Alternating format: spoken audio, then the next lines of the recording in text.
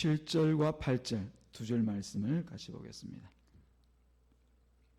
스가랴서 8장 7절과 8절.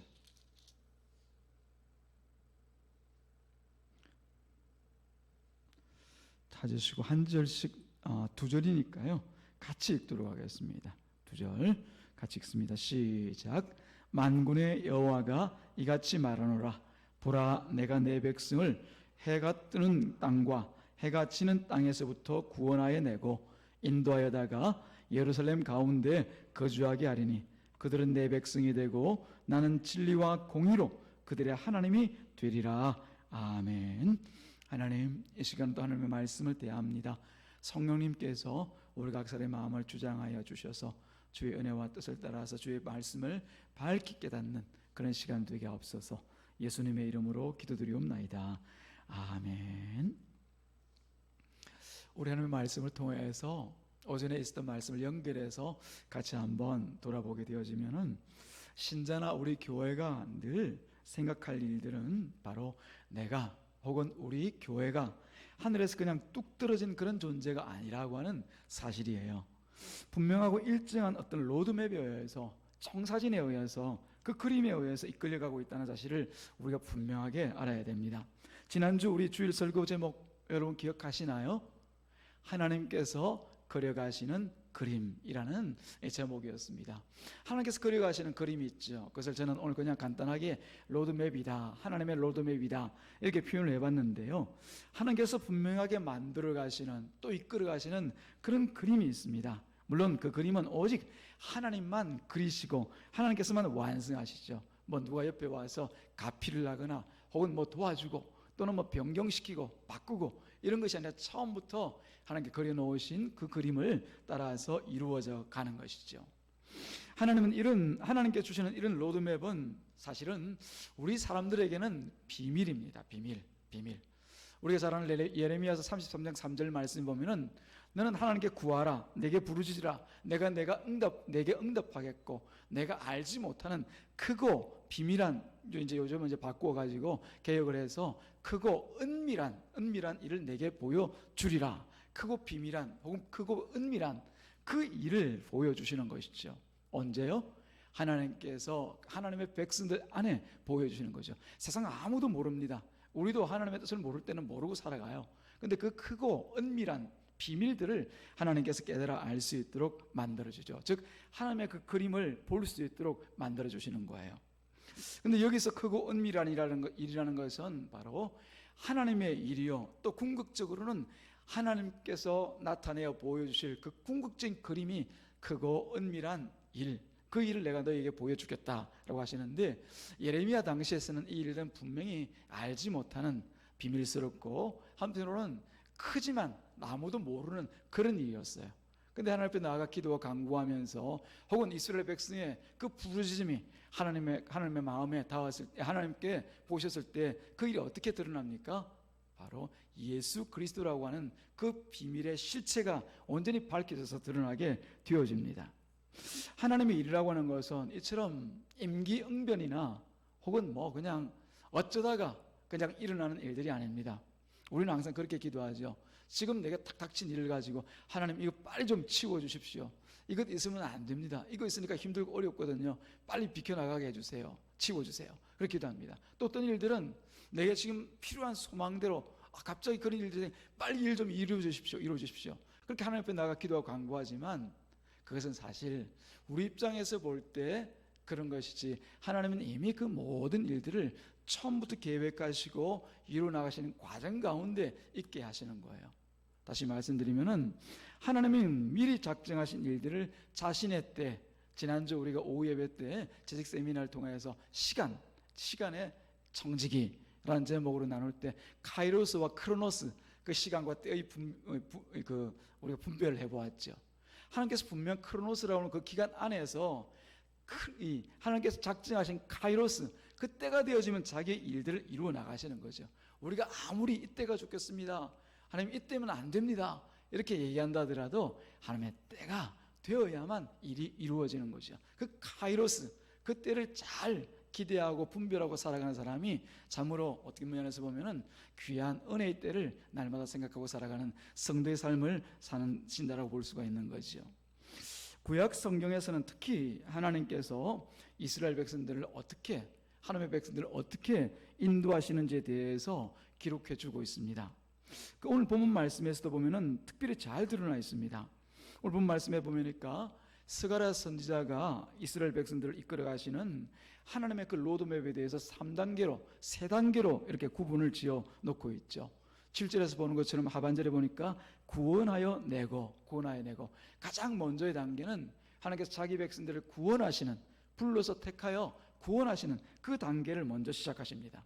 이미 우리가 잘 아는 바와 같이 이 이스라엘 백성의 시작이 바로 아브라함 때부터 시작됩니다. 근데 이 아브라함으로부터 시작해서 가장 자기 집에서 불러내잖아요. 불러내고 난 뒤에 아들을 주시겠다는 그 약속을 언제 이루어 주십니까?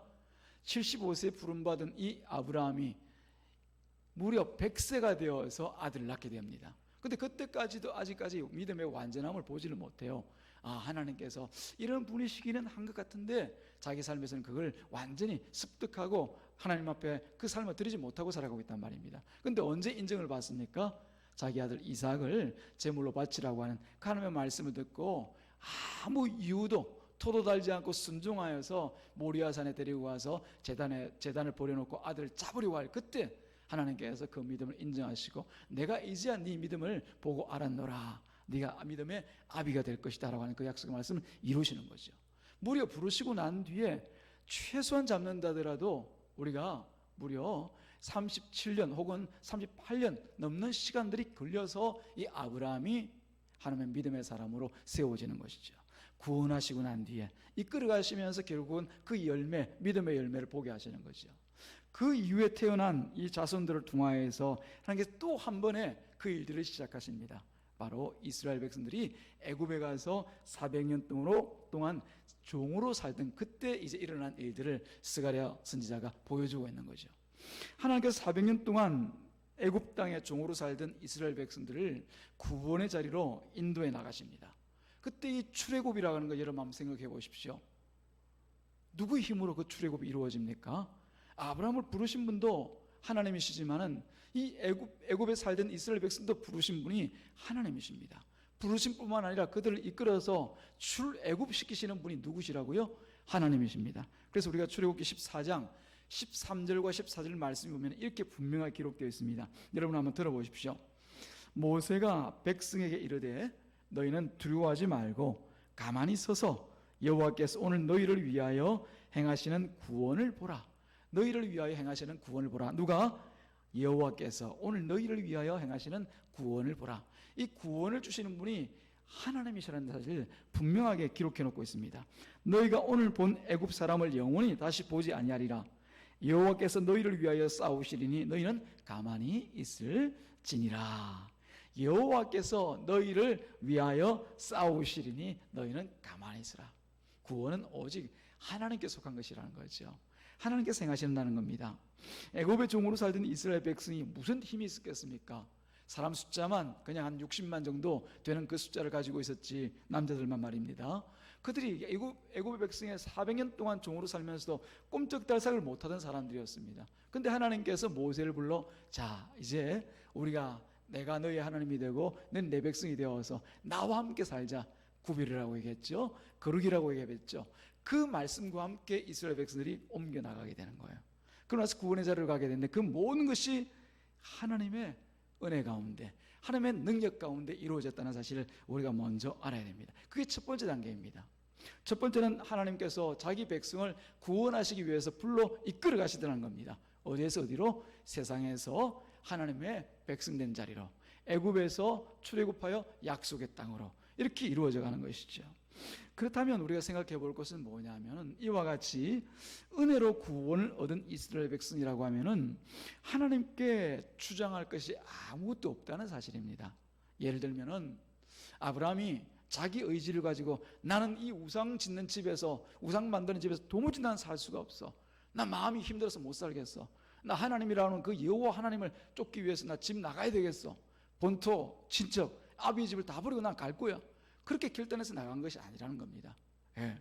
하나님께서 부르실 때 다만 하나님께서 갈 수 있도록 조건을 내실 때 그 조건을 듣고 나갔던 거죠. 이스라엘 백성도 마찬가지입니다. 애굽 땅에서 나 이제 못 살겠어, 이 애굽하고 전쟁이라도 한번 치러서 우리가 나가야 돼서 탈출해야 되겠어, 그러지 않았습니다. 하나님께서 모세를 보내주셔서 내가 너희들의 간고를 다 안다. 힘들고 어려웠지, 이제 때가 되었어. 아브라함에게 약속한 그 사대가 지나서 지금 나의 카이로스가 되었으니, 나의 때가 되었으니 이제 출발하자. 그동안 크로노스 잘 참고 견뎠다, 잘 훈련받았구나, 이제 나와 함께 훈련하러 광야로 가자 하시는 거예요. 그게 바로 하나님께서 행하시는 그 첫 번째 단계인 거죠. 우리들도 마찬가지입니다. 우리가 만약에 나 하나님 이 세상도 싫고 오직 나는 천국만 소원합니다, 그래서 나는 하나님 믿고 예수 믿고 구원받는 사람 되기를 원해요, 저 인도해 주세요, 저 주님께로 가렵니다, 그래서 하나님께 나온 게 아니에요.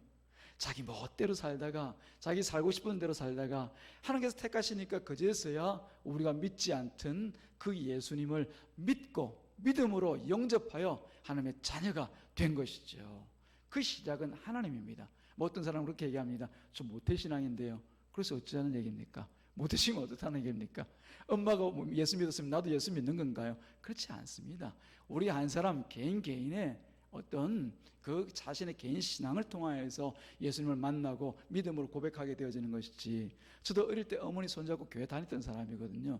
근데 청년의 때 제가 하나님을 떠났던 적이 있다고 얘기했지 않습니까? 그리고 나서 다시 하나님께 돌아올 때 인격적으로 만남을 통하여서 진정 그 하나님이 내 하나님이고 그 예수님이 나의 구원을 위해서 십자가에 죽고 부활하셔서 나의 주인 되고자 하시는 그 주님이라는 사실을 다시 한번 고백함으로써 내가 하나님과 함께 되어지고 그때 진정한 구원을 얻게 된 것이죠. 그거예요. 그래서 우리가 집에서 기르는 아이들도 그 신앙을 잘 돌아보셔야 됩니다. 그냥 믿음의 가정에서 태어나고 자랐다고 해서 그 아이에게 당연히 구원이 있고 당연히 하나님의 사람이다, 이 아이 그렇게 상상하지 마십시오. 하나님과 1대1의 관계입니다. 하나님 절대 그 집안 전체를 다 부르지 않으시고 그 중에서도 믿지 않는 자가 있고 그 중에서도 믿는 자가 있게 만드셨어요. 그 하나님의 뜻을 우리가 깊이 깨달아 알지 못하기 때문에 그러려니 생각할 뿐이지. 사랑하는 여러분, 그렇습니다. 하나님께서 우리 모두에게 주시는 그 구원의 때와 시기는 항상 하나님께 주시는 그 때 가운데 있음을 기억하고 사시기를 주님의 이름으로 축복합니다. 하나님께서 하시는 거예요. 그 두 번째 단계가 바로 8절 처음에 있는 인도하여다가 그 다음 단계가 바로 인도입니다. 인도. 아시아 끝에 인도 나라를 얘기하는 거, 나라가 아니라 인도, 이끌어 가신다는 거죠. 인도하여다가. 하나님께서 구원하신 뒤에는 그 다음 단계는 인도의 단계인데, 구원하신데 그냥 툭 던져 놓지를 않습니다. 우리가 그러잖아요, 그죠? 자, 너 예수 믿고 알았으면은 이제 끝. 네가 알아서 신앙생활 잘하다가 천국만 갈 때 만나자. 그때 내 손 잡고 가면 돼. 이렇게 하나님께서 우리를 이끌어 가시지를 않는다는 거예요. 어떻게 해요? 구원하셨으면은 구원한 그 한 영혼을 하나님께서 인도해 가시더라는 겁니다. 이끌어 가시더라는 겁니다. 인도와 이끌음에 대하여서 우리가 깊이 생각할 수 있는 것은, 인도하니까 좋은가 보다, 이끌어 가시니까 우리가 좋은 걸 날마다 만나고 좋은 것만 먹고 사는, 그게 아니에요. 다른 말로 얘기하면 간습이죠. 간습. 예. 우리 삶에 하나님께서 원치 않는 것들은 깎아내시고 깨뜨려내시고 혹은 부르뜨려 버리시고 하나님께서 원하신 것만 고스란히 남을 수 있도록 우리를 계속해서 간습해 나가시는 거죠. 그래서 하나님의 간습을 다른 말로 얘기하면 하나님의 인도다, 그렇게 얘기를 할 수가 있는 거죠. 하나님과 동행이다, 그렇게 얘기를 할 수가 있는 거죠. 사랑하는 여러분, 우리가 예수를 믿고 살면은 이제 고생 끝 행복 시작. 물론 그것도 어떤 의미로 보면은 틀린 말이 아니라 맞는 얘기입니다. 그러나 우리 식으로 생각할 때 고생 끝 행복 시작은 아닙니다. 예. 우리는 고난도 환난도 없고 예수 믿고 살아가게 되어지면은 모든 일이 만사형통, 다 내가 원하는 대로, 또 때로는 힘들고 어려운 일을 만나더라도 속히 내가 기도할 때마다 좋은 일이 눈앞에 쫙 펼쳐지는 그런 인생을 살아가게 된 것이 아니라, 이전에 내가 알지 못했던 그 고난과 환난들을 만나게 되어져요. 옛날엔 그냥 그렇게 살면 되는 줄 알았는데, 옛날이 언제입니까? 세상에서 애국 백성으로, 세상 백성으로 살 때 살아갔던 그 습관과 모습대로 살아갈 때 말입니다. 근데 하나님께서는 그것을 원치 아니하시니까 그걸 자꾸만 깎아 나가시는 거예요. 깎아서 어떻게 만드시려고? 하나님께서 원하시는 자기 백성답게 만들어 주시려고요. 그 과정이 오늘 우리가 2부 예배 때 같이 살펴보았던 훈련이고, 또 한편은 연단인 것이죠. 연단. 그 연단 받으면서 좋아할 사람 누가 있습니까? 예. 짧은 우리가 뭐 훈련, 무슨 훈련, 이제 모레부터 시작해서 우리가 또 전도 훈련을 가게 되어지는데, 그게 뭐 빵도 주고 하는 것 같습니다만, 그것보다는 하루 종일 가서 그냥 그 자리에서 전도에 대해서 배우고, 또 나가서 아이들 만나서 전도하고, 추운 날 나가서 그냥 들고 나가서 핫팩까지 오라고 그러더라고요. 왜? 추우니까 손이 얼고 그러니까 핫팩까지 와가지고 좀 이렇게 몸 추울 때마다 데우면서 가서 전도하라고, 현장에 나가서 전도하는 거예요. 그런 훈련이라고 하는 것이 무엇이든지 편하고 좋은 것은 훈련이 아니에요. 그렇죠, 그죠? 훈련이라는 것은 날마다 우리 몸을 괴롭히고 힘들고 어렵고 내 뜻과 의지대로 되지 않는 그것을 무언가 이루기 위해서 내 의지를 끊고 내 생각을 끊고 한 방향으로 나아가는 것, 그게 훈련이란 말입니다. 그게 바로 하나님의 인도하심 가운데 있는 겁니다. 구원하시고 난 뒤에 그냥 던져놓지 않고 하나님의 로드맵을 향해서 나아갈 수 있도록 하나님은 계속 인도해 가십니다. 간섭해 가십니다. 그래서 광야 40년은 그런 인도하심으로 가득하고 충만한 기간으로 보시면 됩니다. 우리가 불순종과 고난의 광야로만 보는 것은 단편적인 부분을 보는 거예요. 야, 이스라엘 백성이 참 치욕의 역사다. 광야 40년 그 사람들 불순종해가지고 그렇게 벌받다가 40년 동안 다 지냈지. 아니요, 물론 그런 부분도 있지만 그건 어떤 한 단편만 보는 것이지, 그 안에 숨겨진 더 깊고 오묘한 하나님의 그 섭리와 그 뜻에 대해서는 보지는 못하는 거예요. 고난과 어려움의 광야라고 하면은 마치 빙산의 일각처럼 위에 솟아있는 조그마한 부분만 보는 것이지, 그 깊고 내밀한 부분에는 하나님의 인도하심이, 하나님의 그들의 백성들을 간섭하시면서 백성답게 만들어 나가시는 그 크고 놀라운 하나님의 사랑과 은혜와 격려와 또 한편으로는 충성된 그 하나님의 마음이 있단 말입니다. 그래서 우리가 보셔야 돼요. 광야에서 과연 하나님께서는 이스라엘 백성을 어떻게 인도하시는지를 다양하고 풍성한 일들로 우리 가운데 보여주십니다. 아마 성경에 기록되지 않은 여러 가지 일들이 더 많았을 거예요. 40년의 세월을 우리가 어떻게 성경 그 출애굽기, 민수기, 신명기 이런 성경에 기록할 수가 있겠습니까? 신자는 바로 그런 하나님의 오래 참으심과 인도하심을 볼 수 있어야 됩니다. 우리가 살아가는, 예수 믿고 난 뒤에 살아가게 된 이 인생살이에서 날마다 이게 하나님의 인도하심이구나. 나 연약함을 아시고 연약함을 깨뜨리실 뿐만 아니라 또 나를 하나님의 사람답게 이끌어 가시는 그 과정 가운데 내가 있구나. 오늘 내가 고난을 당하지만 이 고난을 통하여서 하나님의 인도가 이루실 그 귀한 일들이 내게 있구나. 그것을 기대하면서 살아가는 것이 신자인 것이죠. 신명기 8장 2절 3절 말씀에 보면은 제가 몇 번을 읽어드렸는데 이 말씀 우리 가운데 너무나 중요하기 때문에 다시 한번 여러분들에게 강조해서 읽어드리겠습니다. 여러분 또 잘 들어보십시오. 내 하나님 여호와께서 이 40년 동안에 너로 광야의 길을 걷게 하신 것을 기억하라. 이는 너를 낮추시며 너를 시험하사 내 마음이 어떠한지 그 명령을 지키는지 아니 지키는지 알려 하심이라. 네가 하나님의 백성답게 자라가고 있는지 성장해 가는지 그걸 내가 알고 싶었을 뿐이다 얘기하죠. 그리고 그 뒤에 보니까 너를 낮추시며 너를 줄이게 하시며 또 너도 알지 못하면 내 조상도 알지 못하던 만나를 내게 먹이신 것은 사람이 떡으로만 사는 것이 아니요 여호와 입에서 나오는 모든 말씀으로 사는 것을 알게 하려 하심이라. 그거예요. 네. 세상에 있는 힘과 세상에 있는 그 수단과 방법으로 살아가는 백성이 아니라 너희들은 오직 하나님의 말씀, 하나님 앞에 그 주권을 드리고 살아가는 그런 인생 살 수 있도록 이 광야에서 몇 년 동안 40년 동안 한 세대가 다 지나가도록 너희들이 훈련받고 연단되어 갔노라 말씀하시는 거예요. 그때 여러분들이 이스라엘 백성이 얼마나 고생했을까, 어려웠을까 그만 생각하지 마시고 하나님께서 얼마나 오래 참으셨을까를 좀 생각해 보시기 바랍니다. 하나님께서 얼마나 이스라엘 백성들 가운데 그 사랑을 쏟으셨는가를 여러분 한번 생각해 보시기 바랍니다. 대단하시죠, 그죠? 우리와 같은 자가 누구이길래, 무엇이길래 하나님께서 그토록 관심을 가지시고 정말 시편 말씀에 있는 것처럼 사람이 무엇이길래, 그죠? 사람이 무엇이길래 나와 같은 이런 그냥 한 먼지에도 지나지 않는 존재가 무엇이길래 하나님께서 그렇게 집중해서 보살피시고 바라보시고 격려하시고 이끌어주시고 한편은 사랑을 퍼부으시면서 가져가셨단 말입니다. 오래오래 참으시면서요. 그 하나님의 마음을 묵상하시길 주님 여러분 축복합니다. 과연 이 출애굽한 이스라엘 백성들은 그 광야에서 놀라운 경험들을 하게 되어지죠. 구름 기둥과 불 기둥을 보면서 갈 길을 가게 하십니다. 하루도 빠짐없이 낮에는 구름 기둥으로 밤에는 불 기둥으로 그들을 이끌어 가시는 거죠. 부지런하신 하나님이십니다. 정말 쉼없는 하나님이십니다.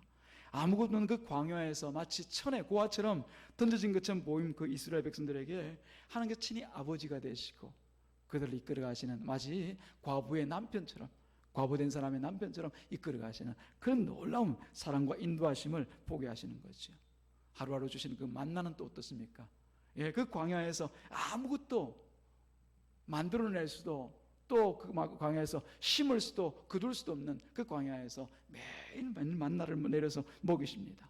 그 의복과 신발이 해지지 않도록 40년 동안 똑같이 그냥, 예, 아이고 나 신발 없네, 어떻게 길을 가, 아이고 나 옷이 다 낡아버렸네, 이제 옷도 없이 내가 못 가지고 나갈까, 이러지 않도록 늘 처음 그대로 하나님께서 그들을 추위와 더위에서 보호하시고 모든 것들을 책임지시면서 이끌어 가셨다는, 그걸 보아야 돼. 그걸 보아야 돼요. 고생했네, 힘들었네가 아니라 하나님께서 이처럼 신신하게 훈련시키시고 단련하셔서 하나님의 백성으로 이끌어 가셨네라고 하는 것을 우리가 보아야 되는 거예요. 그리고 그 광야 기간, 우리가 크로노스라고 볼 수가 있겠죠. 광야 기간이 지나고 나서 하나님의 때 카이로스에 딱 이르자마자 하나님께서는 이제 약속의 땅으로 부모도 당당하게 나아갈 수 있도록 다시 한번 도전하지 않습니까? 자, 이제 너희가 저 첫 번째 도전에서는 실패했지만 이제 두 번째는 너희들 어떻게 할래? 갈래 말래? 갈래 말래? 이전처럼 다시 한번 실패하고 다시 한번 훈련받을래? 안 그러면 이 자리에서 하나님 말씀에 순종해서 하나님만 바라보고 너희 고집들 내려놓고 한번 당당히 가나안 땅 나가 볼래? 저 앞에는 성도, 큰 성도 있고 저 땅 백성들은 옛날과 똑같아. 너희들 정탐꾼들이 얘기하던 거인들이 그대로 살고 있어. 그 땅에 이제 너희들 어떻게 해볼래? 이제 훈련했으니까 한번 답을 해봐. 그렇게 하나님께서 하시는 거예요. 인도해 가시는 거예요. 억지로 그냥 막 꾸역꾸역 밀어 넣어 가지지 않고, 가고 싶지 않은 걸 그냥 억지로 그냥 막 끌고 목줄에 개목줄이라도 대어 가지고 그냥 끌고 하시는 것이 아니라 하나님께서 그렇게 우리를 인격적으로, 또 한편으로는 사랑과 오래 참음으로 인도해 나가고 계신 거예요. 그 증거가 바로 저와 여러분입니다. 그렇죠?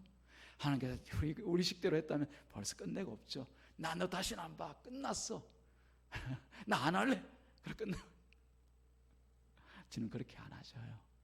하나님께서 택하셨으면 끝까지 자기 로드맵 안에서, 자기 그림 안에서 하나하나 붙들고 이끌어 가시는 거죠. 마지막 세 번째 단계가 바로 10절 뒤에 인도 그 옆에 있는 거주하게 하리니, 거주입니다. 다른 말로 이게 뭐 정착이라고도 얘기할 수 있고 열매라고도 얘기할 수가 있죠. 한 곳에서 뿌리를 내리고 이제 맺는 그 열매를 하나님께서 이루어 나가시는 단계가 세 번째 단계예요. 하나님께서는 모세가 아니라 여호수아를 통해서 하나님의 백성들로 요단강을 건너가게 하십니다. 그 역사도 역시 하나님의 로드맵 안에 그려져 있던 거죠.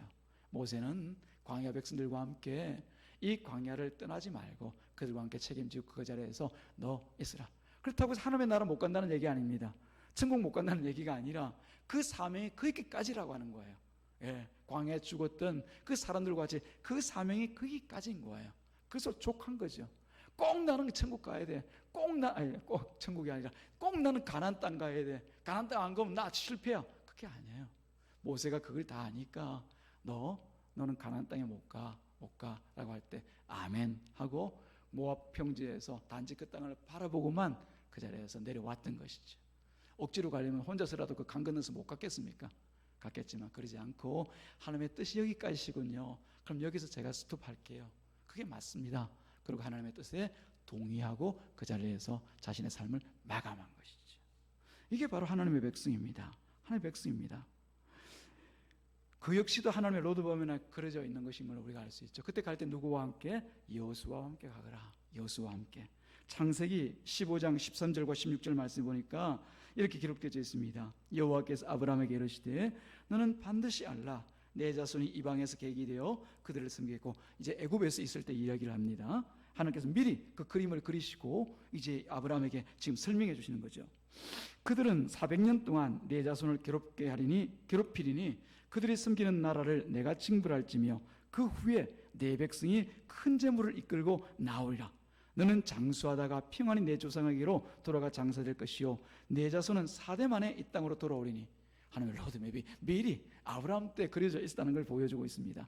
이는 아모리 족속의 죄악이 아직 가득 차지 아니함이니라 하시더니, 이제 그 죄악이 관영에 있습니다. 가득 차 있습니다. 그러고 나서 하나님께서 미리 그려놓으신 그 그림대로 로드맵을 따라서 그들을 약속의 땅에 여호수아와 함께 건너가게 하시는 거죠.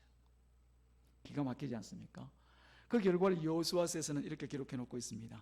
21장 43절에 44절, 이 말씀을 같이 한번 찾아서 읽어보도록 해요. 여호수아서 21장 43절 44절. 여호수아서 21장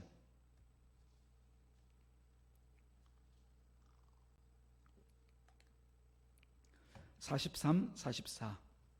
제가 43절을 읽고 여러분들이 44절을 읽어주시기 바랍니다.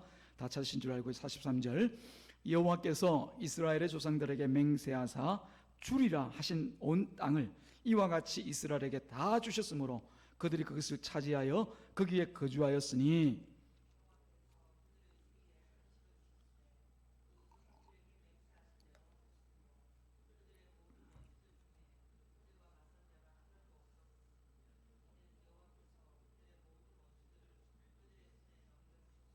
아멘. 그들의 조상들에게 맹세하신 대로 하셨으므로, 미리 그려놓으신 그 그림대로, 맹세하신 대로 미리 만들어 놓으신 로드맵대로 하나님께서 하셔서 그들에게 주시고자 하신 약속의 땅을 주셨다는 것을 여호수아가 고백하고 있습니다. 그리고 마침내 그 땅에 거주하게 하셔서 안식을 주시고 충만한 그 열매를 볼 수 있도록 만들어 주신 것이죠. 우리가 성경의 어떤 한 부분에 대해서 살펴볼 때 이 세 단계를 통해서 하나님께서 자기 백성들을 이끌어 나가신다는 것을 보고 알 수가 있습니다. 어떤 단계였습니까? 구원이었고, 그리고 인도하심이었고, 그리고 거주 혹은 정착, 열매를 통하여서 하나님께서 영광 받으시는 그 일들을 하나하나 자기의 그림대로 이끌어 나가시는 것을 볼 수가 있죠. 이런 비밀스럽던 구약의 그림자와 같은 일들이 이제는 예수 그리스도의 그 십자가로 인하여서 하나님의 백성을 구원하시고 또 인도하시고 또 마침내 천국의 삶까지 이끌어 가시는 그 놀라운 그림들을 다시 한번 더 확인할 수 있도록 만들어 주셨습니다. 신약을 살아가는 우리 백성들도 마찬가지로 우리가 그냥 살고 싶어서 지금 이 자리에 그냥 툭 떨어져 사는 것이 아닙니다. 상공교회가 이 자리에 있을 때 우리 교회가 그냥 뭐 있으니까 있나 보다가 아니라 하나님의 분명한 그 로드맵 안에서, 그림 안에서, 하나님께서 그려놓으신 그 그림 안에서 하나하나의 과정을 따라서 지금 이끌려가고 있다는 사실을 우리가 알아야 될 줄로 믿습니다. 그러므로 우리가 이 놀라운 로드맵 안에서 다시 한번 생각해야 할 것은, 우리 날마다의 생각이, 우리 날마다의 그 일들이 또는 삶들이 오직 하나님의 인도하심 가운데 이루어져 가고 있다는 사실을 날마다 잊지 말고 살아야 될 줄로 믿습니다. 그 결과는 하나님께서 약속하신 대로 여호수아를 통해서 가나안 땅을 주시고 그곳에 거주하게 하신 것처럼 천국에 가서 하나님과 영원히 살아갈 그 놀라운 꿈과 소망이 우리들 안에 있음을 날마다 기억하시기 바랍니다. 그러나 오늘 우리가 이 땅에 사는 동안에는 하나님의 그 그림을 따라서, 로드맵을 따라서 하루하루 훈련을 받고 또 하루하루 우리의 무너짐과 깨어짐과 또 우리의 깨뜨려짐을 보면서, 하나님의 뜻이 여기 계시구나, 이곳이 아니라 이곳이었네, 말씀을 따라 재조정하면서 가는 그런 삶을 우리가 살아가고 있다는 사실을 다시 한번 기억하시기 바랍니다. 사랑하는 여러분, 이 한 주도 주님의 은혜 가운데서 풍성한 하나님의 오래 참으심과 인도하심과 그 사랑을 만끽하고 살아가는 저와 여러분 되기를 주님의 이름으로 축복합니다. 기도합니다. 하나님 아버지 감사합니다. 오늘 하나님께서 스가랴 8장 말씀을 통하여서 참으로 우리 가운데 하시고 싶은 말씀을 또 한번 이 로드맵 그림을 통하여서 보게 하시고 깨닫게 하시니 감사합니다. 우리도 하나님의 그 구원을 따라서 구원받은 백성이요 하루하루 인도함을 받아 살아가고 있사오니, 이 인도가 끝나는 날에는 하나님께서 우리에게 약속하신 바와 같이 영원한 천국에서 주님과 동행하여 주님과 함께 살아갈 수 있도록 축복하여 주시옵소서. 감사하신 우리 구주 예수님의 이름으로 기도드리옵나이다. 아멘.